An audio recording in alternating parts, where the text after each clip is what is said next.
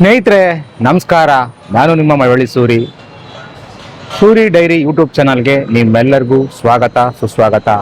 ನೋಡಿ, ಮಳವಳ್ಳಿ ಪಟ್ಟಣದ ಹೃದಯ ಭಾಗವಾದಂಥ ಅನಂತರಾಮ್ ವೃತ್ತದ ಬಳಿ ಇದೆ ನೋಡಿ ಸ್ನೇಹಿತರೆ. ಇಲ್ಲಿ ಸಾಕಷ್ಟು ನಮ್ಮ ಹಾಲಿ ಮಾಜಿ ಶಾಸಕರುಗಳ ದೊಡ್ಡ ದೊಡ್ಡ ಫ್ಲೆಕ್ಸ್ಗಳನ್ನ ಹಾಕಿದ್ದಾರೆ. ಅದಕ್ಕೆ ಸಪೋರ್ಟ್ಗೆ ಕಬ್ಬಿಣದ ಒಂದು ಕಂಬಗಳನ್ನ ಹಾಕಿದ್ದಾರೆ ನೋಡಿ. ಈಗ ಜಸ್ಟ್ ಅರ್ಧ ಗಂಟೆ ಹಿಂದೆ ಈ ಒಂದು ಫ್ಲೆಕ್ಸು ಕಳಿಸ್ಕೊಂಡು ಕೆಳಗಡೆ ಬಿದ್ದಿದೆ. ಅದೃಷ್ಟದಿಂದ ಯಾರಿಗೂ ಕೂಡ ಪೆಟ್ಟಾಗಿಲ್ಲ, ಯಾರಿಗೂ ಕೂಡ ಏನು ಏಟಾಗಿಲ್ಲ ಸ್ನೇಹಿತರೆ. ಆದರೆ ನಾನು ಒಂದು ಗುರುತರವಾದಂಥ ಒಂದು ಪ್ರಶ್ನೆನ ರೈಸ್ ಮಾಡಲಿಕ್ಕೆ ಇಷ್ಟಪಡ್ತೀನಿ.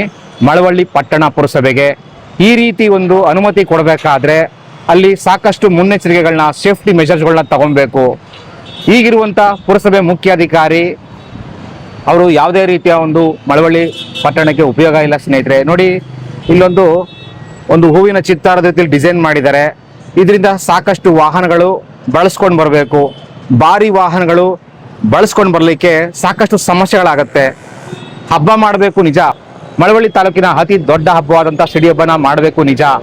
ಆದರೆ ಅಲಂಕಾರದ ಹೆಸರಲ್ಲಿ ನಾಗರಿಕರಿಗೆ ಸಾಕಷ್ಟು ತೊಂದರೆಗಳಾಗತ್ತೆ. ಯಾಕೆಂದರೆ ಒಂದು ಸತಿ ಹೋದಂಥ ಅಮೂಲ್ಯವಾದ ಪ್ರಾಣ ಮತ್ತೆ ಬರಲ್ಲ. ಈ ರೀತಿ ಒಂದು ಅನಾಹುತ ಅವಘಡ ನಡೆದರೆ ಅದಕ್ಕೆ ಯಾರು ಹೊಣೆ? ನೋಡಿ, ಸಾಕಷ್ಟು ದೊಡ್ಡ ದೊಡ್ಡ ಫ್ಲೆಕ್ಸ್ಗಳು ಹಾಕೊಂಡಿದ್ದಾರೆ ನೋಡಿ. ಯಾವುದೇ ರಾಜಕಾರಣಿ ಆಗಲಿ ಕೆಲಸ ಮಾಡಿ ಜನಗಳ ಮನಸ್ಸಲ್ಲಿ, ಜನಗಳ ಹೃದಯದಲ್ಲಿ ಸ್ಥಾನ ಸಂಪಾದಿಸಬೇಕೇ ಹೊರತು ಈ ಥರ ಫ್ಲೆಕ್ಸ್ಗಳ ಶೋಕಿಗೆ ಬಿದ್ದು ಫ್ಲೆಕ್ಸ್ ಹಾಕೊಂಡ್ರೆ ಏನೂ ಪ್ರಯೋಜನ ಇಲ್ಲ.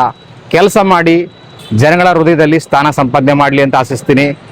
ನೋಡಿ, ಈಗಲೂ ಕಾಲ ಮಿಂಚಿಲ್ಲ. ಪುರಸಭೆಯವರು ಇಲ್ಲಿ ಹಾಕಿರುವಂಥ ಎಲ್ಲ ಫ್ಲೆಕ್ಸ್ಗಳನ್ನ ತುಂಬ ಎಚ್ಚರಿಕೆಯಿಂದ ಪರಿಶೀಲನೆ ಮಾಡಿ ಸಾಕಷ್ಟು ಮುನ್ನೆಚ್ಚರಿಕೆ ತಗೊಳ್ಳಿ ಅಂತ ಆಶಿಸ್ತೀನಿ. ಸಿಡಿ ಹೊರಡುವಂಥ ಸಮಯದಲ್ಲಿ ಮತ್ತು ಶುಕ್ರವಾರ ಶನಿವಾರ ಅತಿ ಹೆಚ್ಚು ಜನಜಂಗುಳಿ ಇರುತ್ತೆ. ಆ ಸಮಯದಲ್ಲಿ ಏನಾದರೂ ಅನಾಹುತ ಆದರೆ ಅದಕ್ಕೆ ಪುರಸಭೆಯವರೇ ಹೊಣೆ ಹಾಕ್ತಾರೆ.